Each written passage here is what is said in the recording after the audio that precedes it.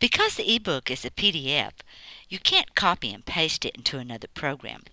So I've produced the matrices in Microsoft Word so you can copy and paste relevant parts of the matrices into a new matrix for your target market. So don't forget to download the Matrix Summaries document when you buy Know 'em, Sell 'em. First, I'll set up a new Word document for our target market matrix. Then I'll go to Matrix for Generations and Life Stages and pull the most relevant rows. Middle-aged people are in the baby boomer generation, specifically the Vietnam group. So I'm first going to pull the row about baby boomers from the matrix summary of generation segments. I've copied and pasted the row into another Word document for a matrix summary for our target market. Now I'm going to pull the row for the Vietnam group from the matrix summary for baby boomers.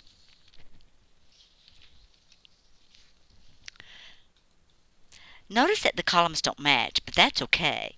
It doesn't even matter if there are a different number of columns, because it's the rows, not the columns, that are important. Now we have 2 rows in our target market matrix. Next, middle-aged people are in the middle-essence life stage, so I'm going to copy and paste that row in my new document. So now we have 3 rows in the matrix summary for our target market. Because I know that the target market is composed of professionals, that provides me with education and occupation level for the target market. In order to reach the professional occupation level, a person has to attain a college degree. So I'll go to the matrix summary for education segments, then copy and paste the college degree row into my matrix summary for our target market. Now I have 4 rows in it. Next, I've consulted the list of occupation levels on page 39 of Know 'em, Sell 'em. There, I found that when people's work depends more on the use of their mind and professional skills, they are in the middle class. So I'll go to the matrix summary for social classes and pull the row for the upper middle class. Notice that the upper middle class buys quality products and is family oriented. These characteristics help to further support that this is the correct class for our target market. Now I have 5 rows.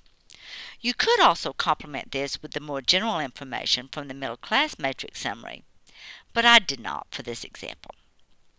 Being professional also provides information on lifestyles. In the summary matrix for lifestyles, you'll see 2 lifestyles that note professionals as the occupation for people in them. Fulfills are professionals with high resources, and believers are professionals with low resources. If you read across both of these, fulfills seem to better match the characteristics that we know about our target market. So I'll copy and paste the fulfills row into our target market matrix. And now we have 6 rows. Because we are targeting men rather than a gender representative market, I'll go to the matrix summary for gender segments and copy and paste the row for men into our market matrix. And now we've got 7 rows together in one matrix. If we had enough information on the target market to determine which segment of men the target market is, we could also use it. But we don't have that information in this case, so now we're finished pulling rows from the matrix summaries into our target market matrix. Now it's time to look for shared characteristics and highlight them. We can do this with a highlighting feature, or print out the matrix and do it manually with highlighters. But I'm doing it by just coloring the font for each characteristic. Instead of boring you with all the highlighting, here's the finished matrix with the shared characteristics highlighted. Now all we have to do is to count the mentions of each characteristic and note the number of rows included in those mentions. The number of rows is more important than the number of mentions, but I like to provide both. Then we'll summarize the results with total number of mentions in rows, or what I call segments. When I tallied the mentions and rows for each characteristic, the career and work-related characteristic had the most mentions across the most rows, 5 mentions across 6 rows.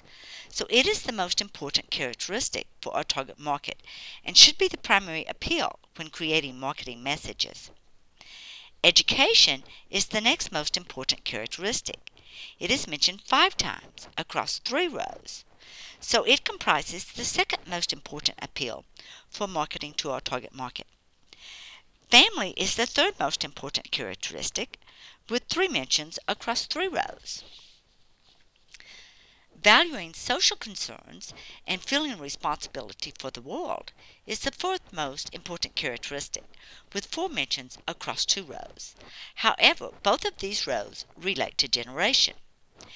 Individualism is the fifth most important characteristic, with 3 mentions across 2 rows. Both of the rows for individualism also relate to generation.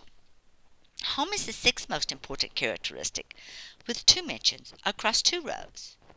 Because social concerns and individualism both relate to generation, home may be considered more important, which would put it next in importance to family. Plus, home and family are related, so they could be combined into one appeal. So now we know the most important characteristics to include in all our marketing decisions about our target market.